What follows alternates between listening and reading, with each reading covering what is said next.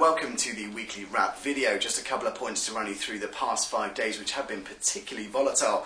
Starting off over in Japan, the Nikkei 225 saw a market decline this week, closing down as much as 6.4%. However, being granted a bit of reprieve on Friday as the Japanese Public Pension Fund, that's the GPIF, unveiled its medium-term strategy of an increase in holdings of domestic stocks and a cut in holdings of local JGBs.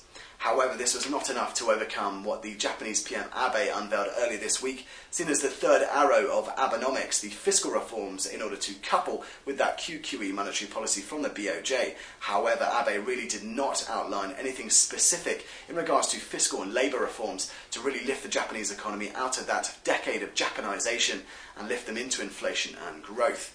As such, markets receiving that negatively, the yen strengthening markedly over the past 5 days, starting off on Monday well above that 100 handle in terms of dollar-yen, however touching a low of 94.49, marking 500 pip losses at some points this week.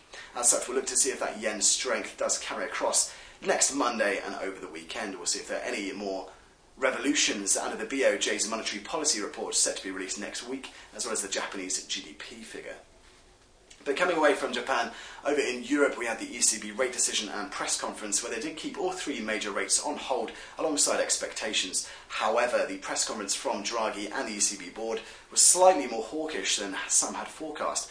As they did say, they did discuss non-standard measures with the likes of negative deposit rates, ABSs and collateral requirements being discussed, however, on the shelf for the time being, prompting many to push back their forecast for any imminent ECB easing.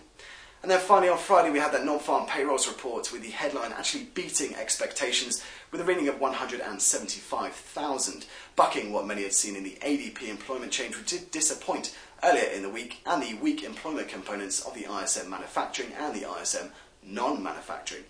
So to sum up, the US jobs report was actually seen slightly better than forecast. It was good but not great is the prevailing consensus, so strong but not strong enough to bring the Fed into QE tapering mode.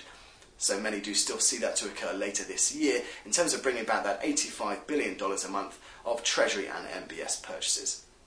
So looking ahead into next week, as mentioned, we have a couple of Japanese data points with GDP and the BOJ's monetary policy report. The Fed speakers remain slightly thin on the ground ahead of the monetary policy meeting and rate announcement in a couple of weeks. But we do have University of Michigan bring it up on Friday in terms of the US data points and US PPI to provide the latest info on inflation. So of course we'll bring you all those data points as soon as it hits the wires, as well as any other relevant commentary to your trading. But in the meantime, that's all from me. Make sure you have a fantastic weekend.